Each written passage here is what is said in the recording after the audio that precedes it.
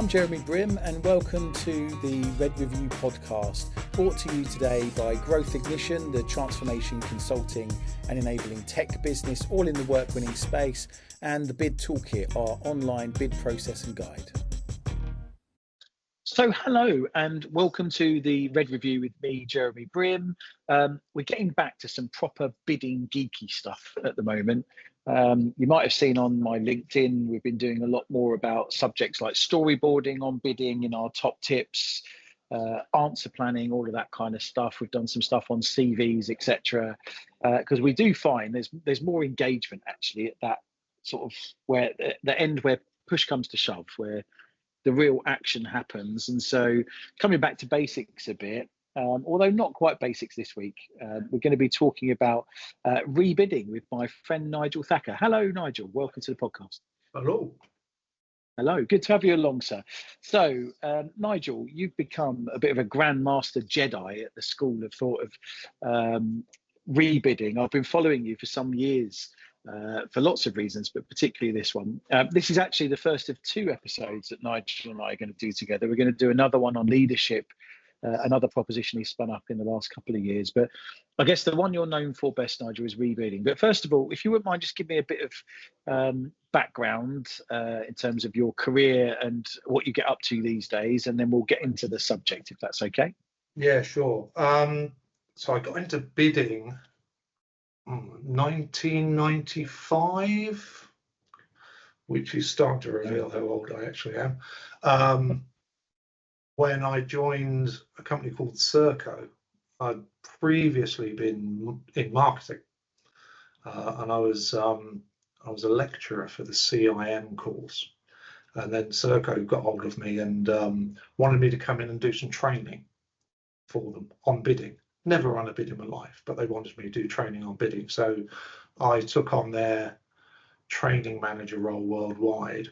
That got me into bidding. And since then, I've been doing bidding, bid director, work winning lead, all that sort of thing for years and years. Then ended up writing a couple of books on rebidding, because I was looking for a book on rebidding to teach me all the stuff I didn't know about it. There wasn't one. And since then, I've been sort of jumping between being a biz dev director versus sometime doing consultancy. For the last year, it's been back to doing consultancy and probably will be now. So at the moment, I'm doing the rebid consultancy and the leadership stuff, which is much more recent. But the rebidding stuff is, the principles of that have been going for a long while. I first learned the principles of rebidding 15, 20 years ago. And they're still the same as they were. Yeah. Okay.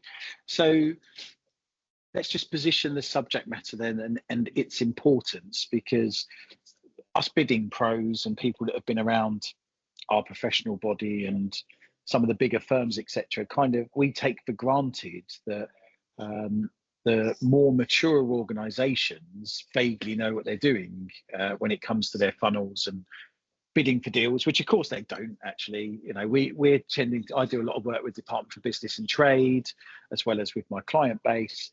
And we tend to find actually most businesses that are 1,000 people or less are truly terrible in terms of their levels of maturity, and are bidding for most things, very low win rates, quite unhappy staff, frazzled bid teams, etc., etc. It's actually, it's only the odd little nugget, the odd wonderful business that's the David, to the Goliath punching above their weight. The bigger firms do tend to be more mature and understand what capture is and maybe have a key account management program, but it's still actually a fairly small proportion of businesses. When we've talked before, Nigel, haven't we, offline, that this is so critical to the long-term sustainability and predictability of a business and its growth. I've just got out of a meeting with the board of a large consulting firm where talking through how they've been successful over the years.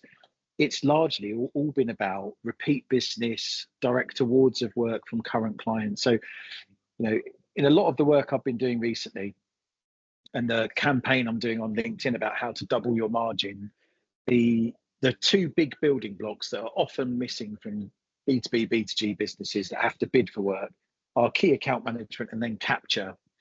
But the rebidding element within capture is absolutely critical.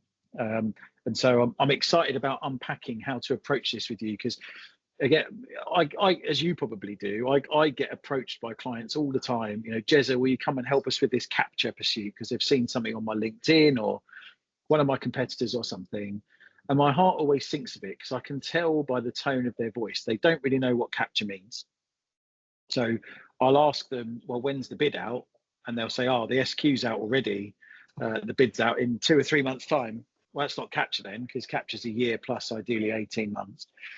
And then my second question, which always reminds me of you always spring to mind, is it for a recompete or landing and expanding with a current client, or is it a new piece of business with a new client? And it's always a new piece of business with a new client. Guys, you know, you've got to, if we're finding around 80% of the margin for most B2B, B2G businesses comes from 20% of their clients. And it's on average, and it's the clients that engage them early, that are good to work with, that their people enjoy working with, et cetera, et cetera.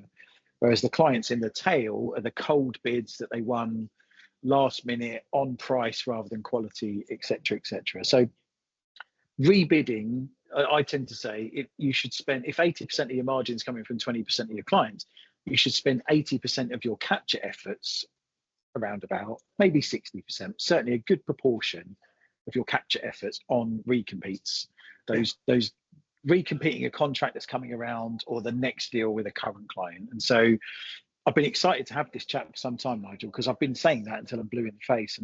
And then so that next level of detail now in how we approach a recompete is vital, really. And so I'm sure I can introduce you to clients all over the place once we get this out of the way. So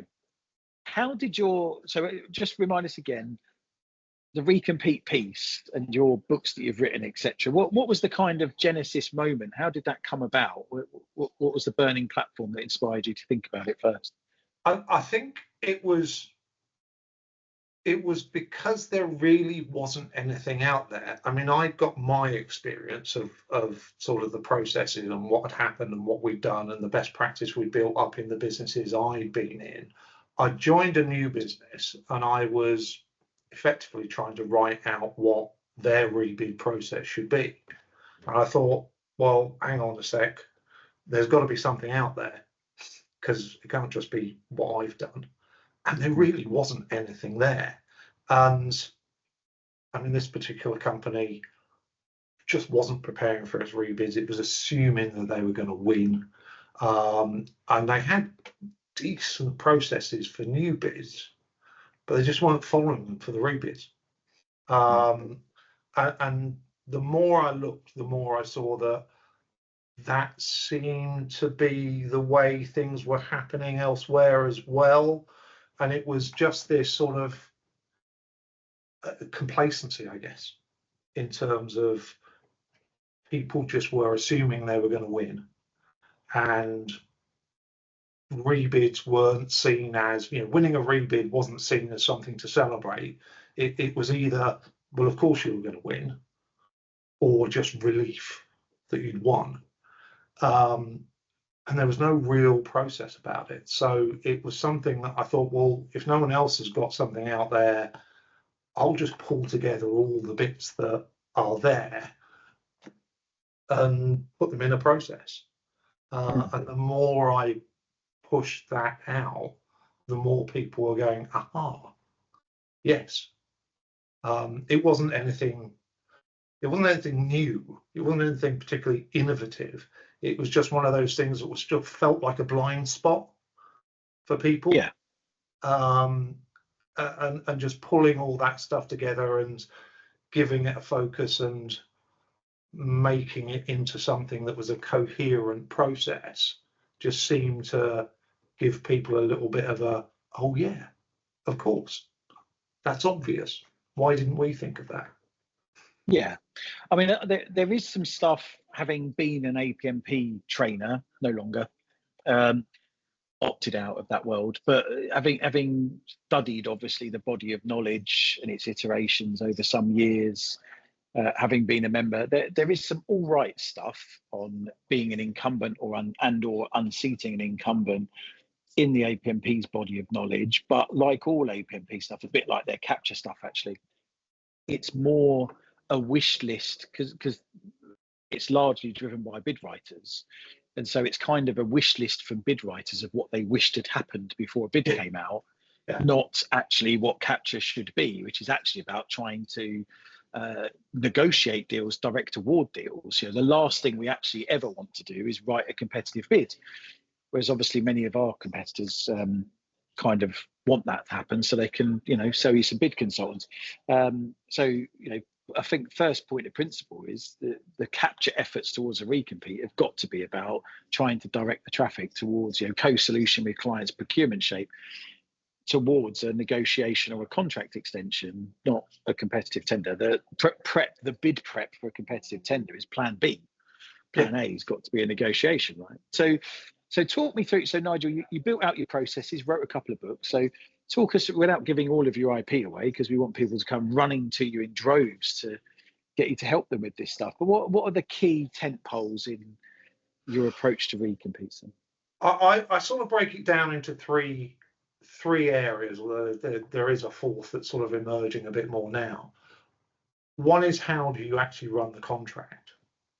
And you're right, as a bidder, a lot of bidders, it's a wish list of how you run the contract, but actually I think a bit like you've been sort of talking about in terms of that whole positioning, capture, CAM before you get to the bid side, it's something that if you are a bidder, you need to get out there a little bit, and you need to get that influence or at least knowledge of what's going on. So part of it is how you actually run the contract, because if you've been rubbish at running the contract, your chances of actually having I call it a recapture process, but it's largely the same as the capture process. The chance of you having the relationships, the trust, the opportunity to actually influence the customer it's a lot harder if you've been running a rubbish contract than if the customer's actually really happy with you and wants to talk to you. So run the contract well, and there's a whole load of stuff in that. The recapture process and thinking about that from an incumbent perspective, and then there's the actual bid bit, the rebid bit, and how you deal with that as an incumbent. I mean, it's a bid. It's a bid for everybody else, but how you as the incumbent actually deal with that as sort of someone who should know what's going on, should have been able to influence the customer, is slightly different. So I break it down to those three chunks, and depending on where I am with a customer or a client, depends on which bit I focus on. So, I mean, if we talk about the contract bit first, it's things like, how do you run a good contract? How do you actually put the things in place that are going to help you when you actually get to the rebid?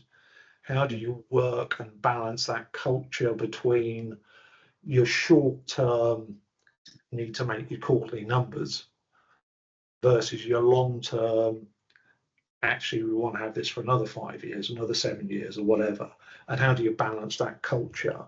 But how do you put the things in place that are going to help you when you get to the rebid? Like I've done a lot of rebids where nobody knows what happened on the contract because the data was never collected, the people that were there have left, the bid team were never involved, so you just lose so much stuff. So a lot of it is around good contract management, but it's also about, have you captured the data? Have you got the measures that aren't just the KPIs that the customer put in place for compliance? Have you actually got the evidence of what you've done? That sort of stuff on the contract. Then when you get to the recapture side, are you starting to know enough? Are you taking it seriously? Because a lot of people don't take it seriously for a rebid because you either assume you're going to win, you assume you know the customer, or you don't even know when the rebid comes out because it's not part of your business plan. And that's a basic that I have to do with some customers in terms of saying, well, when are your rebids due? What's your rebid pipeline? A lot of people got a pipeline of new business, but your rebid pipeline, you should, if you've got an average contract length of 4 years, you should know almost to the day when you need to start your recapture for the next 4 years. But so many people just don't know that. So then with the recapture stuff, it's really about who's actually responsible for this. Are you going to make someone responsible? Are you going to have a recapture manager? And a lot of people go, well, why? We've got the ops lead there, or we've got the bid guy there, or the bid lady there. So just getting people to put someone actually in charge of doing it, recognizing you need to start early enough before the customer is starting to make some decisions. Exactly as you say, how do you get away from actually doing a rebid in the first place? Can you get an extension? Can you maximize the extensions? Can you get a direct award? Can you put it on a framework where no one else is, or where other people aren't as good? All the things you do in capture. But at the same time, it's then getting that balance between recognizing what the customer's going to need for the next contract and saying, well, can we do some of that on this contract now? Because we've actually got the luxury of running this contract now. So if we know the customer wants X new technology in the new contract, rather than go in the rebid, yeah, we can do that for you, which is what everyone else is going to be doing. Can you do things like say, well, let's put it in a year early so we can prove that it works, we've got the evidence, the customer knows we can do it, all that sort of stuff in sort of preparation, that you've got that luxury of running the contract now that allows you to do things early. So those sort of things in the recapture phase. Don't do the rebid if you can avoid it. If you've got to do it, what prep do you do now? And then when you actually get to the rebid, you should already have a solution for the future in place. You've hopefully overcome the inertia of your existing solution, because that can be a big problem for rebids, especially if the contract's working well. Everybody goes, well, we'll just do more of that with some variations on it.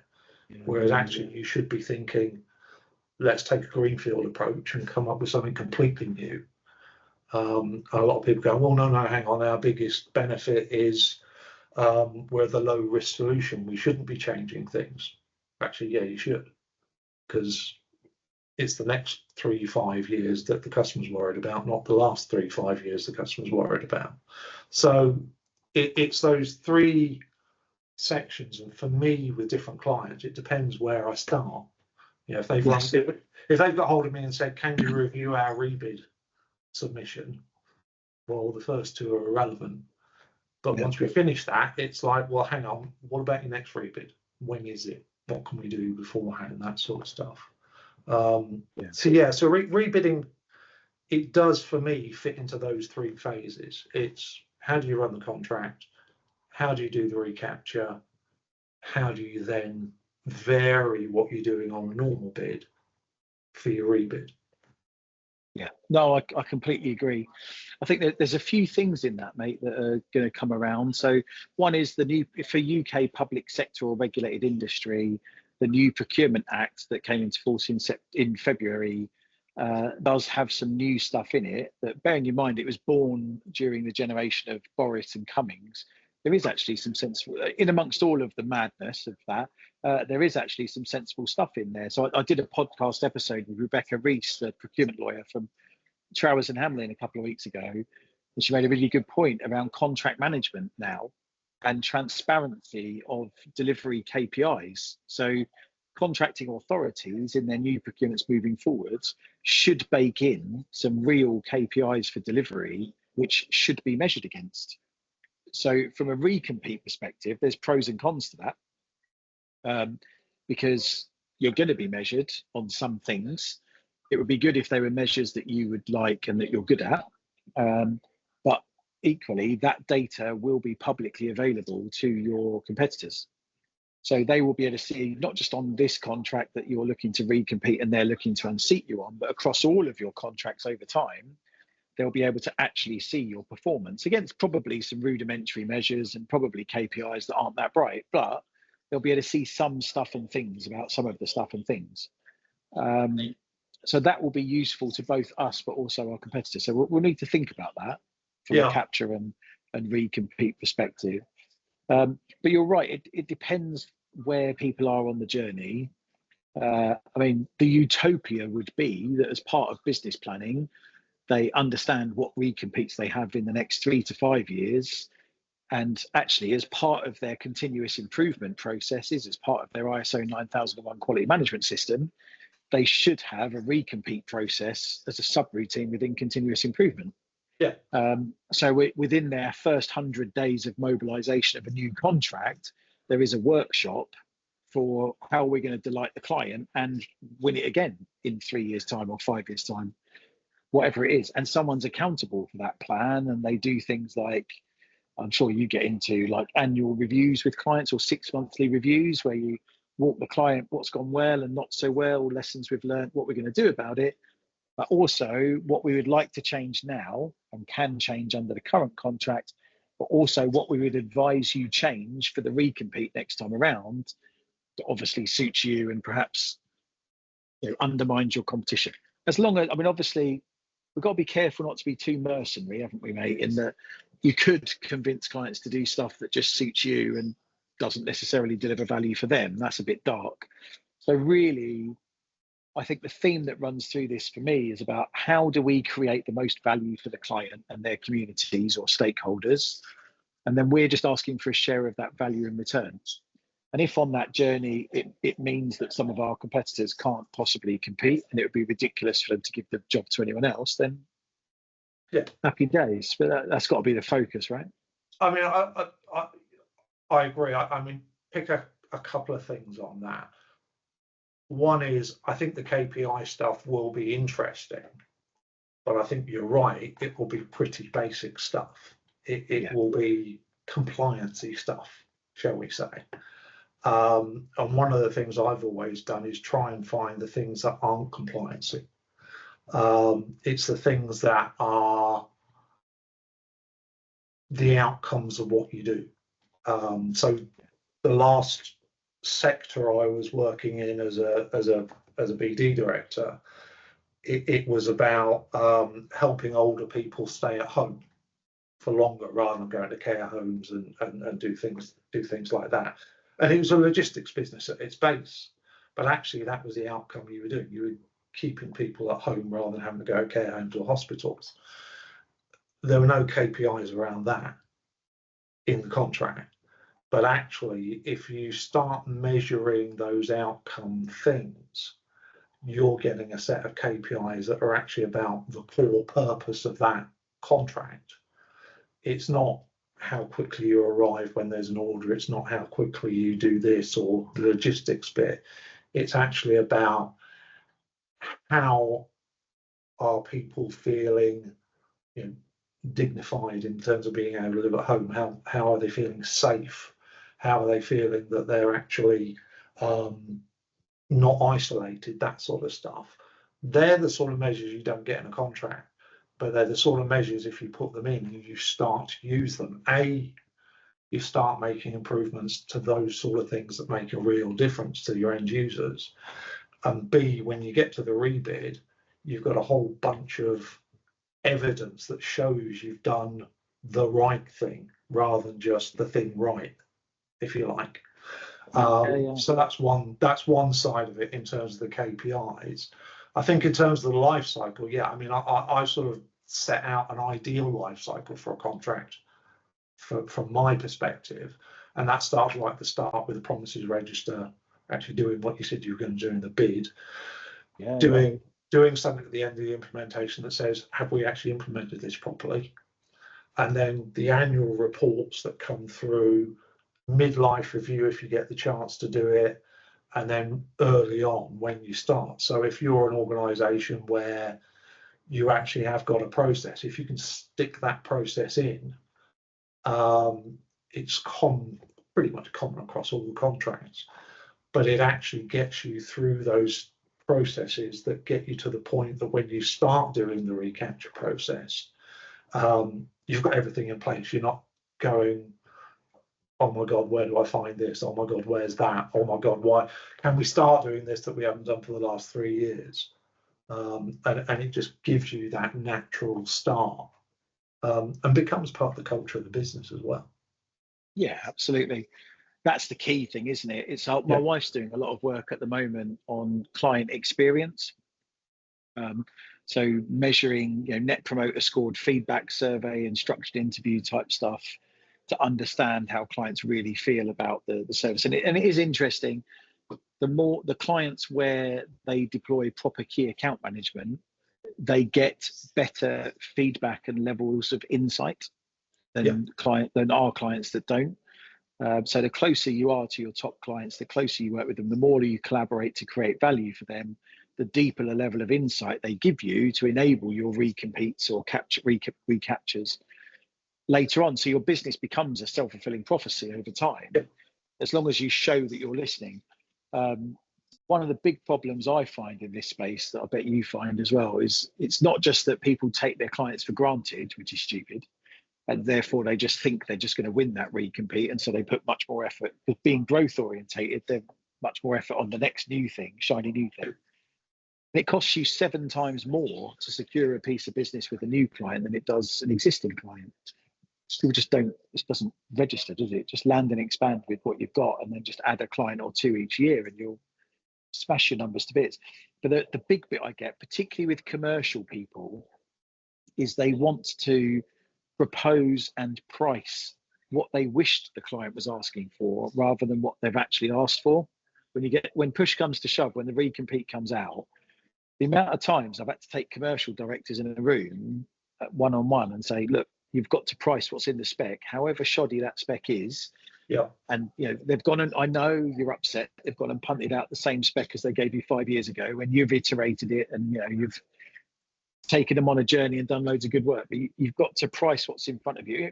Use clarifications, etc., to if you want to try and debunk it. But fundamentally, if they've asked you to price apples, you've got to price apples, not oranges. Yeah. And I think there's 2 sides to that as well. One is the costing side of it in terms of your solution, which comes back to that inertia of our solution's working great now, therefore we'll just price that, or we'll tweak a bit here or tweak a bit there. And actually, no, you need a new solution for the new contract. So it's your cost base. But then I think you can, in some organizations, some markets, you actually end up in a place where you've got almost a ratchet effect, because you bid something at a certain margin, and over the 3 or 4 years you're running that contract, you get better and better at it, so you're making a bit more margin, a bit more margin. You get to the end of the contract, you're actually making quite a good margin, and your FD goes, well, that's the margin we'll be rebidding it at then. And you can no, can't do that. We're going to have to get competitive with it, and then it ratchets up again over the next 5 years. So getting that costing side of the new solution that learns from, but it's not acting as an anchor on what you should be doing, and then having a proper price margin conversation that's not just, well, that's the margin we were making last year, therefore it's got to be the margin for the new contract. That's a pricing conversation that can be difficult. Yeah, it is, in terms of that base input price, but also, and that price to win, or that plan for profit over time, over a contract. But there's more to it, isn't there, in terms of value? Because there may well be points, or you might influence the client to give you points for added value. But again, we may well internally think that certain things are valuable, or we're really excited about our carbon initiative or carbon reduction initiative or whatever it is. But as I have to explain to people, it doesn't matter if the client doesn't care. Yeah. You can only position value with them that they value. Yeah. So we must, because we will be very excited about what a wonderful job we've done of delivering this contract. But there could be, of the 5 things that we think are really valuable and we're excited about, they might only care about 2 or 3. there's no point writing about all five or positioning all five with them, because they won't care about it. Do you think, do you have a pre-mortem in your processes for this? Do you do the old, ask ourselves a year and a half before the tender comes out, how would we lose this bid and what are we going to do about it?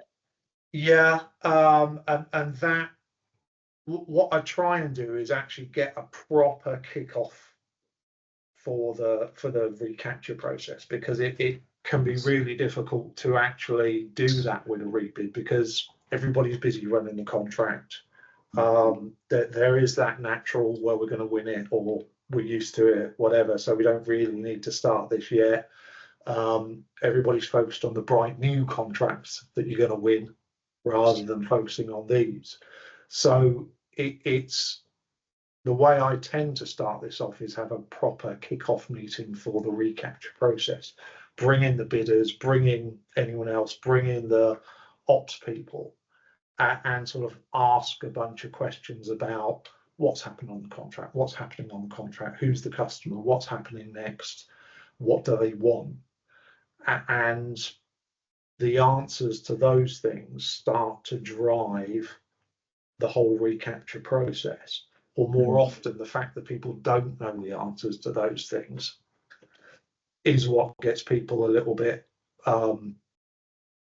about the fact that they thought this was going to be easy, and actually they realise it's not. And that can then get you to the stage where you can go, well, this isn't a definite win. There's lots of gaps here. How could we lose this contract? And it just gets people a little bit more focused. Yeah. Which there's you the whole don't have. No, you don't. You're right. You're bang on. And there's the whole zippering and succession bit with the client side that people often miss as well. That I had a client a couple of years ago. They came to me in the December, and it was the classic, can you help us with the capture of this? It was a recompete, in fairness. And I said, oh, when's the tender out? And they said, oh, the SQ's out already. The tender's out in February. Oh, what are you doing? And they'd held this contract for 20 years. They had an excellent delivery team working on it. There'd been some bumps in the road and all that kind of stuff, but they just hadn't seen it coming, that the key client people they'd worked with for a long time had retired or were about to retire as the bid came out, and they just didn't know the people that would ultimately be reading their bids. On average, there's 5 people read every tender that's submitted. Who are those 5 people? How well do we know them? What keeps them up at night? All of that kind of thing. And they just didn't have it. So they've done some great work in positioning some ideas with the client in how to do better next time and all sorts of stuff. But ultimately, they did actually lose in the end, for lots of reasons. But one of them was they just didn't know what kept those people up at night, what was on their scorecard for their appraisal that they valued that we could help with, all of that classic capture stuff. And so, it's just so vital, isn't it? You keep pace, because you can take those client relationships for granted and then they change and you're screwed. You've got to have it all mapped, haven't you? Worked. Yeah, and sometimes it can work against you knowing the customer, because if you haven't got CAM in place, the customer is probably the operational customer. Yep. Your operational team know their direct opposite number on the customer side, and you get used to it. And there's the assumption the customer, and you're getting feedback from that customer. But it's not the right person necessarily. In fact, most of the time it's not the right customer, but you get lulled into that false sense of security. We're really close to the customer, and getting your recapture team to actually say, well, who are the people that are actually going to decide this? Who are the people that are going to be, deciding whether it is rebid or not, deciding the type of rebid, deciding what goes into it, questions that are asked, the whole gamut of things you do in capture. It can be something that there's that, it's not arrogance, but and it's not necessarily complacency, but it's just that sense of, well, we already know the customer, so we don't need to get to know them again, which you don't necessarily have with a new bid, because you don't know the customer before you start that whole process. So you've got to overcome some of those sort of almost internal myths or legends about how well you know the customer. and you can almost undo that before you start the new process as well. So that's a big part, I think, of the whole difference between capture and recapture. It is almost undoing what people think they know. Yeah, the burden of knowledge, I call it. Yeah, exactly. And just working through that process. And as I say, you've actually got a luxury of running the contract now. So you should have more access.